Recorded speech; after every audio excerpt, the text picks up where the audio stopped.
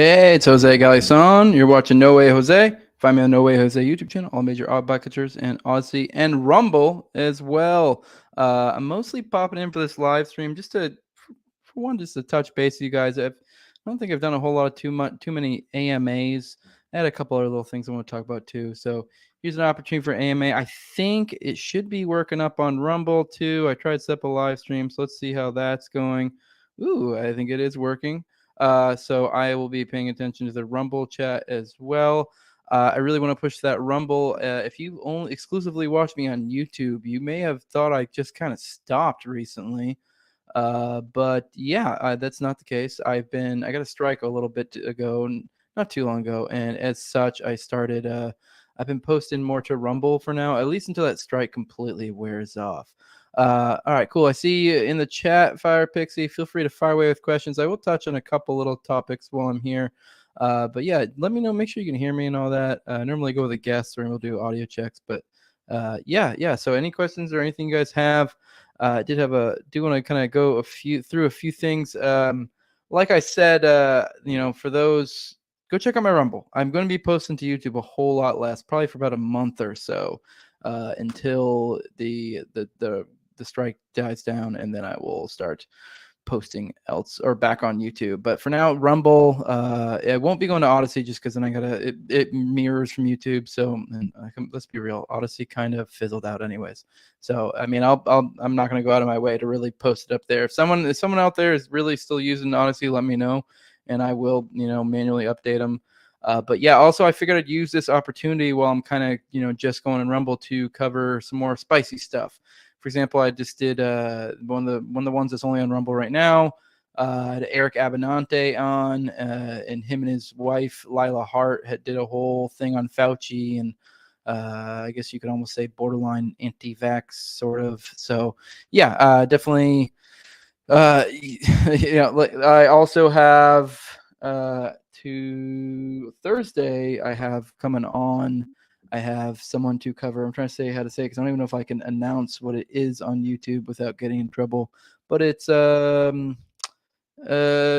certain shooting from the 90s that many people hold near and dear to their hearts. I remember hearing about it in grade school, and the whole story that there was supposedly they were going around asking people who were Christians and shooting. At least that's my only recollection of it as a kid. So we're going to be digging into that, seeing if maybe there's more to that story. I also have coming on soon someone who wrote a great book on RFK, I guess supposedly RFK, well, actually RFK Sr., and she is friends with RFK Jr. I think I may do a semi-deep dive. I don't know how deep we'll go on the RFK story because I'm not gonna lie, I've been digging into it and find it pretty appealing, pretty intriguing. So I think that might be the next little dive I go on is the RFK death. It seems it's very interesting. Seems like there's some MK Ultra stuff going on. There's clearly CIA stuff going on. Pretty interesting, and it kind of gets overlooked in light of fucking and JFK and all that stuff. I do want to recognize my patrons. This one is just an AMA, just straight up going up. So there's no like patron perks for this one, but generally speaking, I try to post this up like a week or so prior, or I put up a live stream for my patrons like a week prior, and then a week later or so it goes out public. But right now I'm just kind of doing AMA. We're getting ready. I only had a short period of time, so I figured I'd do an AMA because we kind of had a last minute mix up with Tower Gang. We have Elijah Schaefer, who used to be on the Blaze. He's gonna be coming on our show, and I'll be going on that in here like a half hour. So I just figured I'd do a little 30-minute, 45-minute AMA. So like I said, if you guys got anything, I see you guys talking in the chat amongst yourselves. What's this all about? Well, this is just like I said, an AMA, just kind of shooting the shit, going over some stuff that I got cooking. I figured I'd touch base with my YouTube audience because I haven't been posting to YouTube as much recently. So if you have any questions, I also do have a couple topics I want to cover. But I want to recognize my patrons real quick. I have Toad, my co-host and Tower Gang at TPH_Toad. Then my buddy at Abrogate, ABROGATE Abrogate D's. Follow him on Twitter. He's a great guy. I also have Kevin B. Clark, a full-time guitarist and private music teacher in the New York area. Just naming those guys out. Patreon.com/SnowWayJose2020. If you guys wanted me to keep on, being able to do what I do or help me be able to do that, obviously the more I get there, the more I can offset my life to do this more exclusively. So to whatever extent it is. I mean, it doesn't necessarily have to be full-time, if it becomes more part-time. But DJ Cogdill, you should talk to me more. Yeah, ask some questions, dude. Or maybe, I don't know if you're referring to like social media or something. I'm not sure. That, I mean, sometimes people get lost. The algo doesn't even show me the notifications sometimes. But I guess let's kind of go into what I first wanted to cover. Here's one little thing. If you guys have any questions in the meantime, feel free to drop them. Let me see. Let me bring this up. Oh, let me put that down. Boom. Present. Share screen. All right. Saw this recently. I thought it was pretty cool. They talked about it on TimCast with Clint, but I figured I'd show this to you guys. I thought this was pretty interesting. Parents have almost forgotten what the role of a parent is. Amen. It's like, okay, Lost control. if your little boy comes to you and says, "Daddy, I want to be a girl," and you just let him rock with that, you just let. Right. He's 5. Right. And where did he get that if from? If you let this 5-year-old boy decide to eat candy all day, he's going to do that. Exactly. Like, when did it become a good idea to let a 5-year-old, let a 6-year-old, let a 12-year-old make a life-changing decision for themselves? Right. When did that happen? Right. Like, I don't understand that. I don't get that. And to medicate these young kids that are 5, 6, growing up and knowing that it affects their brain, it affects their organs, it makes them sick, but they're not allowed to do drugs. They're not allowed to do alcohol. Right. We can medicate them. He can't drive a car yet, but he can decide his sex. Right. Right. What sexual orientation, and he can cut up his pee-pee, and that, to me, that makes no sense whatsoever. So I don't know if this is true, but I heard a rumor that they either. All right, that's all. Oh, let me see. All right, that's all I'm going to play on that one. I don't know if I'll end up getting a copyright strike for that, but I figure it's a 3-minute clip. But basically, you kind of get the gist. Those who aren't aware who that is, that's Neo, who a lot of people might remember him from like the 2000s. He was kind of a big R&B singer, or kind of dabbled in the rap areas. But you guys can catch what's going on there. And that's not, I mean, that is kind of interesting on its own, but I'm going to bring up something else that this is where it gets kind of interesting. Ooh, share screen. All right, here you go. All right, then not too long after that comes out, "I'd like to express my deepest apologies." This is on his Twitter page. "After much reflection, I'd like to express my deepest apologies to anyone that I may have hurt with my comments on parenting and gender identity. I've always been an advocate for love and inclusivity in the LGBTQI plus community, so I understand how my comments could have been interpreted as insensitive and offensive. Gender identity is nuanced, and I can honestly admit that I plan to better educate myself on the topic so I can approach future conversations with more empathy. At the end of the day, I lead with love and support everyone's freedom of expression and pursuit of happiness." All right, well, on its face, that looks like he said some stuff, put his foot in his mouth, and then his people got to him and are like, "Hey, you need to put on an apology." And it looks like he caved. Well, that's actually not quite exactly the case. So this. What's going on, loved ones? This is Neo. All right, listen. I normally don't give too much of a damn about what y'all think about what I do, what y'all have to say about what I say, whatever. I normally don't care because, like I said, opinions ain't special. Everybody got one. However, this is something I feel very strongly on, and I need y'all to hear this from the horse's mouth, not the publicist's computer. So check this out. First and foremost, I do not apologize for having an opinion on this matter.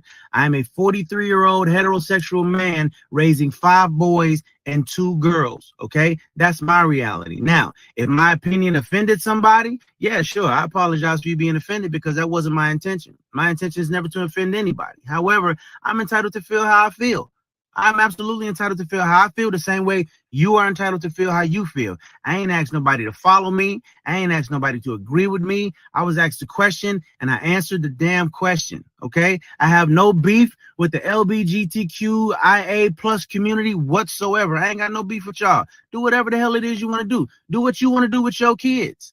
However, somebody asked my opinion on this matter, and this is how I feel. I will never be okay with allowing a child to make a decision that detrimental to their life. I will never be okay with that. I definitely plan to educate myself a little bit more on this matter. However, I doubt that there's any book anywhere or any opinion that somebody's going to tell me that's going to make me okay with letting a child make a decision like that. That's just period, point blank, and that's how I feel. If I get canceled for this, then you know what? Maybe this is a world where they don't need a Neo no more, all right? And I got no problem with that. I'm a hustler, all right? I'll figure it out. I got kids to raise, and I'm going to do that regardless. So with that being said, y'all have a good day. I love everybody. Live how you want to live, love how you want to love, but your opinion is yours. Speak your opinion as much as you damn well feel like it. Because as I said, they're not important, they're not special. Everybody got one, and you're entitled to it. I'm entitled to mine. All right. Y'all feel how y'all want to feel. Have a great day. It's neat.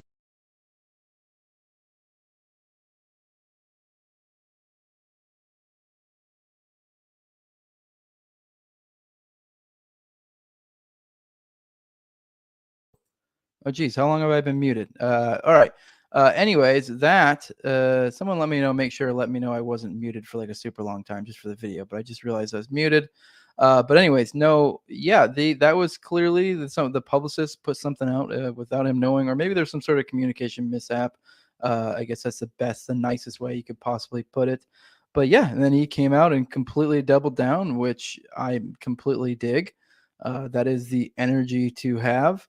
But yeah, not much to say on that one. I just thought it was kind of cool seeing that happening. I think we need to take examples like that and kind of boost them up. Like even if you don't necessarily agree with his statements, it's kind of like I don't know, it's just kind of gone to the point where like people can't say stuff that's I don't know relatively pretty reasonable to opinion to have. Maybe you have a difference of opinion, but I mean, yeah, you can argue it, whatever you want to do. But yeah, just trying to almost cause some sort of cancel campaign or something is just I don't know, silly, I guess. I mean, because he seemed we only watched a minute of that initial video, but he seemed pretty respectful, just like very much chalking up to difference opinion. If anything, I probably would have gone a little bit harder, and I have in times when I've talked about stuff like this before. But obviously, I'm no Neo, so people aren't going to freak out about it like that. But yeah, I think we need to see these people when we see this stuff, kind of support that type of energy. I got DJ back in the chat. I said I also know Reed, Ryan Dawson. I've met Clint once. All super guys. Okay, yeah, no, they are. I've met Reed and I've met Clint. I've never met Ryan in real life. But yeah, definitely, I can vouch for Reed and Clint. They're both A1 guys. There was one other thing I want to touch on, and then like I said, any questions, anything like that. Let me check my Rumble chat, make sure there's anything in there. Oh, I got more people in there than I thought. So it said, hello, your show is good. This is from the Rumble chat. Why are you in a child's bedroom? Is that even your house? Thanks. Yeah, people make that joke all the time, and I'm fine with it. I dig this room. It's kind of like I think it's called a sitting room or a Florida sitting room. No, it's a sitting room, I believe it's called. When we bought this house, this isn't my house. When we bought this house, there's this what's called a sitting room, which I guess in kind of nicer houses, that's a thing that's like adjoined to another room. It's almost like a separate room, but it instead of a door, it was like an actual door. There's a wider kind of arch area that kind of creates like the boundary between the two. I mean, you could almost like install a door there and make it a separate room if you want to. But so this is a room adjoined to my master for those interested. But yeah, no, I don't know. I was really into comics. It's just when I got this, my wife was like, well, this is an area we kind of need to, deck out. And we kind of put a lot of stuff that me and her both like. She's not a comics nerd, but she does like a lot of the art. And so there's a lot of stuff of her stuff in here. I'd show around, but I don't want to mess up my whole cam setup. But yeah, no, that's kind of what this is. I mean, yeah, no, I get it. It's silly. It is what it is. I was saying by the wife, she was just leaving for work. But yeah, no, it's my man-child cave, as you said in there. Yeah, I guess so. I mean, I haven't been as big into comics as I used to be. I went through because I've had this house for probably, I don't know, over 5 years now. So it kind of built up over time. And this was stuff that I had from, previous houses, and never really was a guy who had like a man cave. I guess is the closest thing I have to a man cave. But yeah, I don't know, just a lot of like, also there's a lot of like, you can't see there's like art of like my wives that she got from different places. Like she went to Peru or wherever the fuck Everest is at. Is that Peru? I don't fucking remember. But she went there, kind of went to one of the monks type, temples things, got some of their art. There's a lot of random shit in here. It's just kind of a generic cool catch-all room with random cool shit that me and my wife like. But yeah, it definitely kind of got overtaken by comics. But I got a lot of books that you kind of can't see on screen too. So it is what it is. All right. I have one more topic I want to touch on before I end up ditching you guys. If you have any other questions or any other stuff like that, feel free to let me know. I see Michael Vega just popped in, said hello word. I'm going to not say just to be safe for now because I am sitting on that one strike, but I dig the energy. I feel you. I want to talk about the Barbie movie. As silly as it may sound, I ended up watching it. Here's my cover, my man cover. I went to go watch it with my daughters. It's actually true though. I'm not a guy who goes to the movies hardly ever, or really, really, I don't even watch TV that much. And I really wasn't ever interested in this movie until I saw the people getting caught up and trying to overanalyze it and understand it. And I just realized, like, oh, people were coming out of this with very, very different takes. And so that kind of caught my interest. But even still not enough to like go to the movies. It was like, I don't know, whenever it comes out, I guess I'll catch it. But then my wife, who even less than me watches movies and does stuff like that, she ended up going with some of her friends, which my wife's not the kind of girl who regularly goes out on girls' night outs, which I don't care if she does. It's fine. It's just me and her are both pretty much recluses and just hang out with the kids. But yes, she for some reason her friends were able to drag her out, and they all went to go see Barbie, and she was like, "Oh, it's actually pretty good." And she's like, "It's not really like feminist trash like I assumed it would be, but kind of a mixed bag." And she said it was really funny, really good. And my daughters had wanted to watch it, but we weren't sure how inappropriate it'd be because they're 10, 13. So my wife went to go see it. She came back. She let me know that it wasn't really that inappropriate. And I will say, for those who have kids, like young daughters, whatever, I'm assuming you probably don't want to bring your sons. That's a little weird, but I don't know, whatever. I guess maybe if they do, it's not that inappropriate. I mean, it is inappropriate at times, so far as like, for parents who want to know this, it was inappropriate at times, but a lot of times it was like adult jokes.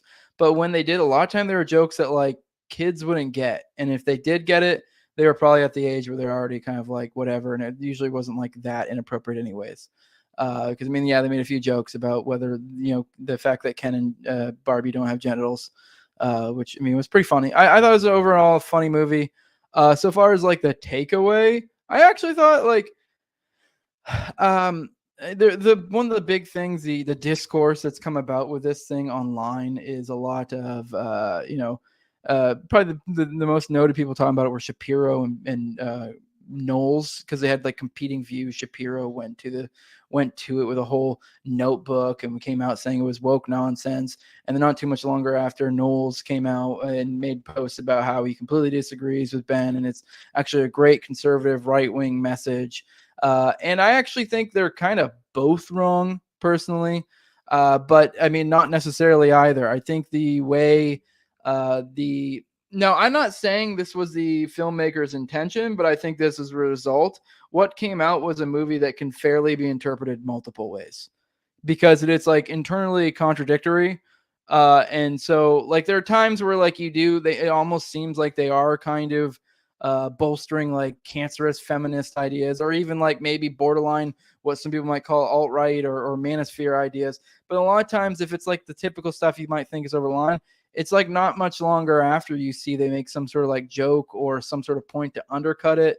But it is like kind of contradictory within itself. But I really feel like because of that, you kind of can watch this movie and get an assortment of different views. You can come out of this thinking, Ken will, defeat the Longhouse, which is like, I guess my understanding is that's kind of like an anti-feminist message. The Longhouse is this concept of like a society ruled by women, and there's like within that there's like a den mother, and they kind of try to suppress the individuality the best they can, kind of manipulate things like women stereotypically do.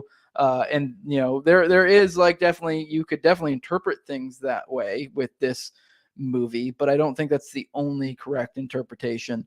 Because there's a big point of the movie is Ken goes to the real world, learns some things, learns about like kind of just a generic like right-wing edit of like manosphere stuff, the horses, beer, just working out, like stuff like that, and then he comes back and what was almost like a communist, utopia borderline, which is like the Barbie world. He kind of like brings individuality, and people actually seem to like it. There is kind of like a bit of a joke where they're kind of like objectifying the women, sort of, they have them in more skimpy outfits and stuff like that, which, whatever, it was kind of harmless. So, there is interpreting it that way, that like them escaping, it's almost like a Prometheus bringing fire to the humans type deal. But there's also messaging you can interpret as being ultra feminist, but they kind of balance it out. So like, my takeaway was kind of like a wholesome thing, and just like, I don't know, there was a lot about like mothers and daughters, which I thought was sweet watching with my daughters. I think there was a lot of good stuff that kind of allude to how women and men can interact amongst each other. in a wholesome way. There actually was a lot of surprising stuff in there that I think that was actually advocating women, or at least like being like, hey, that's something that you should, that's a perfectly acceptable thing to do. If anything, a good thing to do, to be like mothers, wives, like that is empowering too. So, I mean, there's an assortment of different ways you can interpret this movie. And I don't think any of them are necessarily wrong. So, yeah, I mean, if you guys have any, that's my breakdown. If anyone wants more specific questions, I mean, I definitely didn't take notes or any crap like that. That's my takeaway. I thought it was funny, a very funny movie.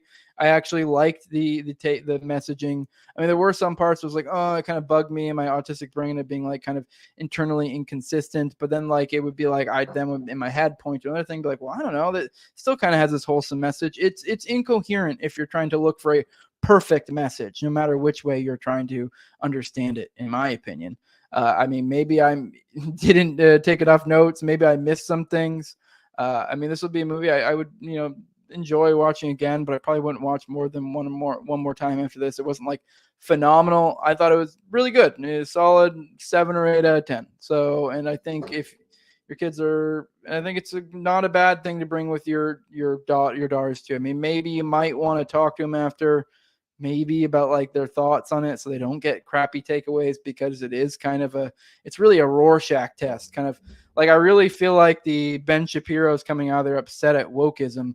I feel like if anything that says something about you, if you come away from this movie upset, or even like fixated on one specific take, but more so being upset. Because I feel like if you go into this movie, you come out of this movie upset, you wanted to be upset. Some part of you wanted to be upset. You were like essentially sitting there waiting for, oh, I know this is going to be feminist cancer, and you're waiting to be upset. And so you sort of, whether intentionally or unintentionally, interpreted it in a way in which you would offend you. And I don't know. I guess that to me, that's I don't know, the sign of a kind of a weaker mind to some extent. I mean, I don't know, not being able to have an open mind and trying to understand where they're coming from, and not making silly assumptions right off the bat. Because I don't know, it could have been the intention of the filmmaker to be complete feminist cancer. I have no idea. But if that was the case, they didn't make a coherent case for it.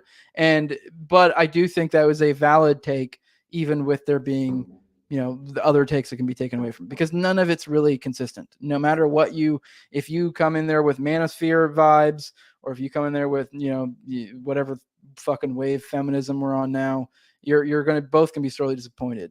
And even really the in between, like you might be as well. But I don't know, just kind of chalk it up to life and people not being consistent in their thinking. And yeah, it is what it is.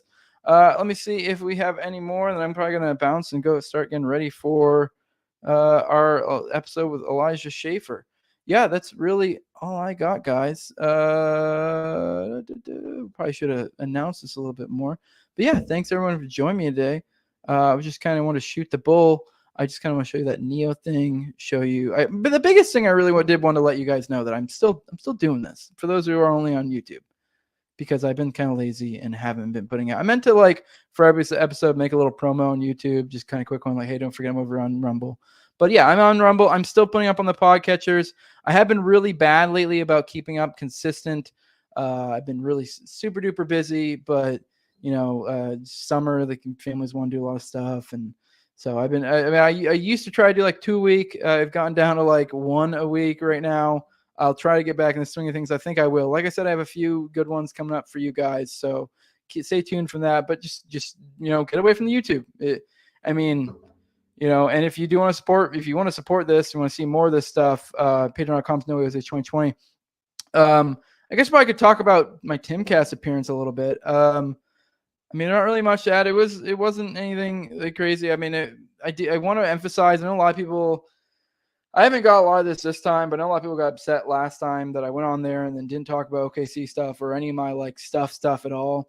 I think people need to stop doing that. That's super gay, because what this show is a current event show. This isn't an interview show. And I get it. Obviously, it would be great. I would definitely prefer it if I went there and they're like, let's interview you about Oklahoma City bombing for an hour, 2 hours. That'd be phenomenal. That's not what the show is. The show is a current event show. I don't get to expect them to completely take it over. I usually try to get a little intro in that kind of, somehow brings it to it. But at the end of the day, I'm just there having a fun conversation and hoping it interests people to my content. So, I mean, I thought so far as that goes, I did well. I think if you watch the episode, it was a fun episode. There wasn't really any hard hitting stories that day. There was a lot of fluff stuff, but because with that, we were able to kind of have fun. I was able to go into a little bit more Tower Gang mode, got more into that in the after show, because it's really hard to talk about. For example, we talked about Lizzo's story, the Lizzo story where I guess Lizzo was taking her backup dancers to like strip clubs, and the thing, there was a few different things. There was like, I guess, fat shaming happening there, but the biggest thing was that there was a specific incident where I guess something along the lines of they were putting bananas in certain orifices of exotic dancers and making her backup dancers eat those bananas after they came out. Trying to be funny and talk about that on TimCast in the meantime was pretty tortured. But I think for trying to make that clean humor, I think I did all right. So yeah, at the end of the day, I think we went there and have fun. So far as like making any political statements, I did kind of give a little homage to Kenneth Trenadu. I do have those Kenneth Trenadu shirts. Kenneth Trenadu didn't kill himself. I also have the Yeeky shirt. Terrence Yeeky didn't kill himself. Those are both up at toplobster.com. I got to wear that. I got to kind of say, hey, Kenneth didn't kill himself. I think I totally missed the signal from Tim. I think he actually was trying to get me to talk about it more, but it did kind of with it. Tim is kind of he's got a little bit of a male version of resting bitch face, and I don't mean that to be mean to him. He is just kind of a hard guy to read. So when he said something along the lines of like, I don't have any contact for that, and it kind of came off as dismissive, and I couldn't really read it at first, so I was just kind of like, oh, well, people just Google that, and that was the end of that. I didn't really go into it because I was not entirely sure how to read it. It also felt inappropriate because to properly explain trying to do, I need at least like 5 minutes, and to try to do that before everyone's even done their intros in a rush period of time. I already am kind of a bit of too much of a fast talker. Sometimes my words kind of jumble together. So that would have been a bit of a bitch to try to pull off. But, I think, all in all, though, I was able to try and do the thing out. I gave a little shout out to the Institute at the end. People are able to go check out my other content. I tell them at the beginning, so they can go from there and then find my stuff elsewhere. So it is what it is. I don't think it's that bad. Oh, all right. Got Mike Jackman. What's up, dude? He said, hashtag we are Galison. Who was the after show? The after show was a blast. After show was a blasty blast. Lots of fun. I don't think anything notable. They have like a call-in segment now. That was fun. But we kind of sort of workshopped a song about how Lizzo was insulin resistant or something like that. We got more into Lizzo's story, but did it dirty. So that was fun because it, like I said a bit ago, is super hard to do clean fun or clean funny on that Lizzo story, because even just saying the story itself, you're already like past clean territory. So it was kind of hard. Yeah, after show was fun though. That's when it really opened up, got really fun, got really jiving. So yeah, but at the end of the day, with this stuff, a lot of people get upset. They bring on some people, but that's why I try my best to try and be a jack of all trades, so I can still kind of have an enjoyable conversation about whatever we end up talking about, which I think I was successful at, because it really is, you're at the mercy of whatever the current events of the day are. So it is what it is. All right, guys, we're at 30 minutes, I think, and you guys want to get any other questions, we can, but I really got to bounce for my buddies start yelling at me because I need to get in there to get ready for this Elijah Schaefer episode. Let's see if I got anything else for you guys. No, I just want to shoot the shit, let you guys know. Go check out Rumble, or just start listening to the audio. But I will be back to YouTube, posting up here more frequently here soon. I just am being safe for now, and I'm taking advantage of this time while I'm posting on Rumble as opposed to YouTube, and I'm doing a little bit more stuff that rides the line that I almost certainly would get dinged for on YouTube. Stuff like maybe I might end up covering something along the lines of like what got Alex Jones in a whole lot of trouble, something like that, because I am curious about these faux pas topics we're not supposed to talk about. Those are the things I'm interested in. So the things they don't want us to talk about, those are things I want to talk about. But yeah, with that, patreon.com/NoWayJose2020, at Tower Gang Jose on Twitter. If you want to, I'm also on Instagram, Facebook. I don't really ever use those at all though. So, but yeah, pop on over to Tower Gang to check out our Elijah Shaver episode. But yeah, I just mostly just want to pop in here, shoot the shit with you guys a little bit. Let me know if you guys like this, and maybe I'll start doing more random AMAs when I have just a little bit of time.